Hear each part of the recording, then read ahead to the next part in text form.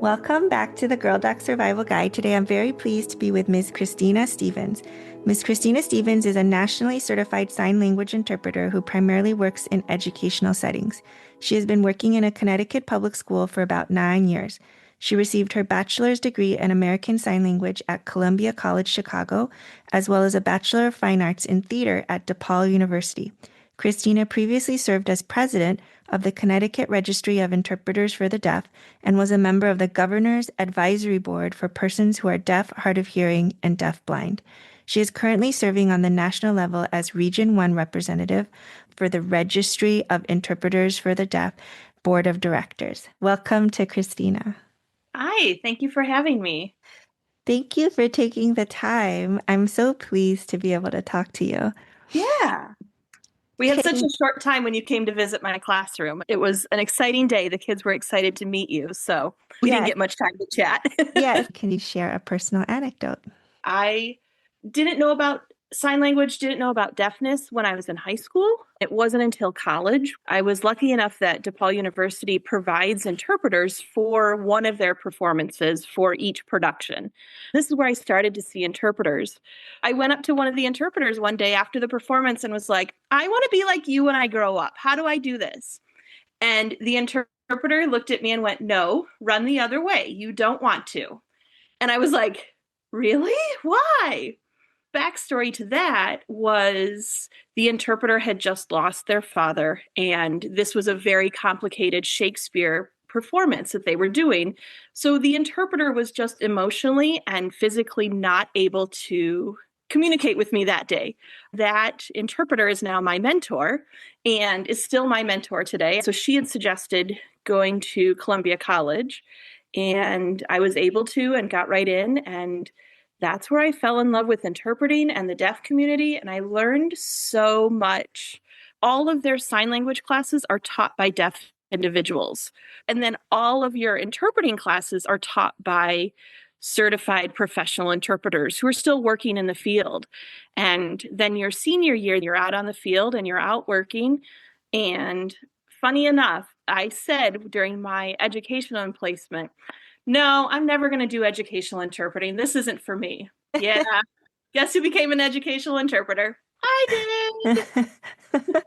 Yeah, it's funny how life doesn't necessarily turn out how we think that it might turn out, even in terms of our jobs, which you'd think that we do have control over that in a way, right? We think we do, but yeah, a lot of people are like, I don't know how I ended up here.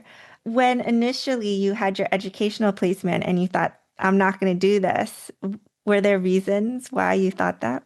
Yeah. One, it just wasn't a good placement for me. But also, I knew, and this has, of course, happened, that you become too close to the kids sometimes.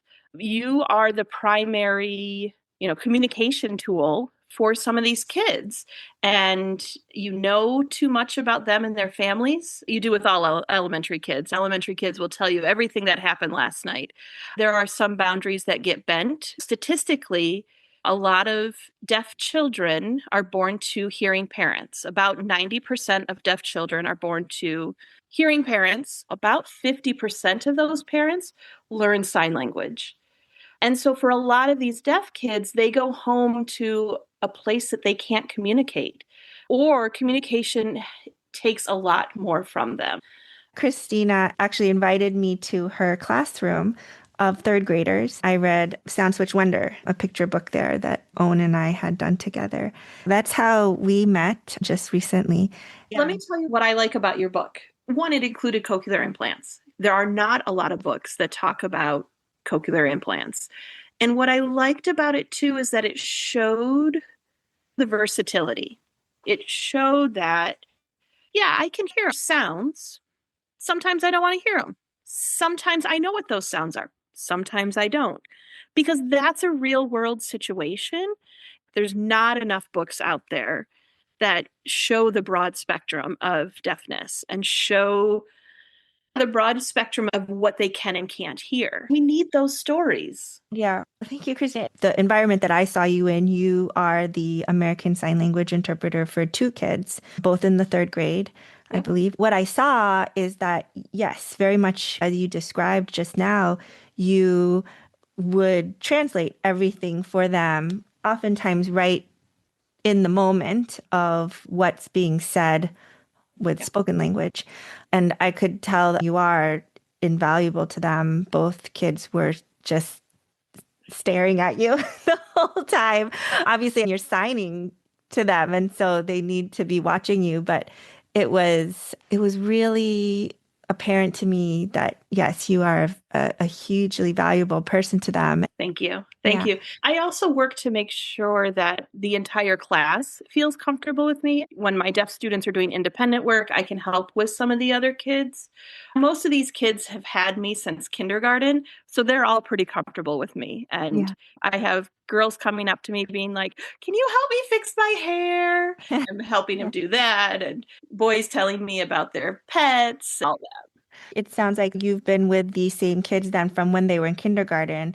Yeah, so I'm an employee of the district, so I can be placed anywhere that they are needing me. At this time, I have been with these kids for a couple years, but there are a couple other interpreters, so there could be a year where we switch it up. Personally, I would rather not be with the kids K through 12, because after these kids leave high school, I'm not going to follow them.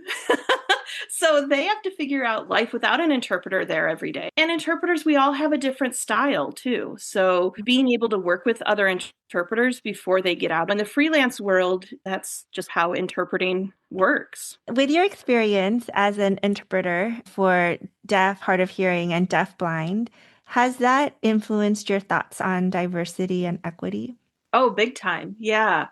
A great mentor a couple of years ago, we were talking a lot about that. And we added two letters to the end of that. You have the DEI, but then I want to add A and B. So it's DEIAB.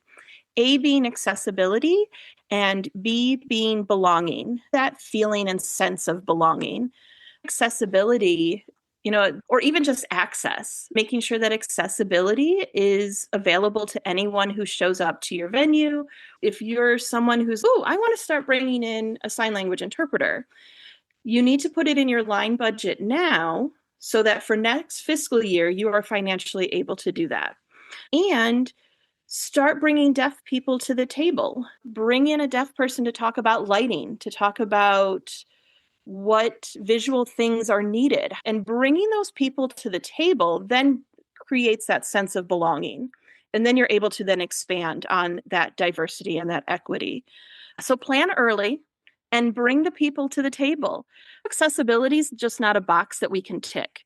There's so much to accessibility because there are so many varieties of interpreters.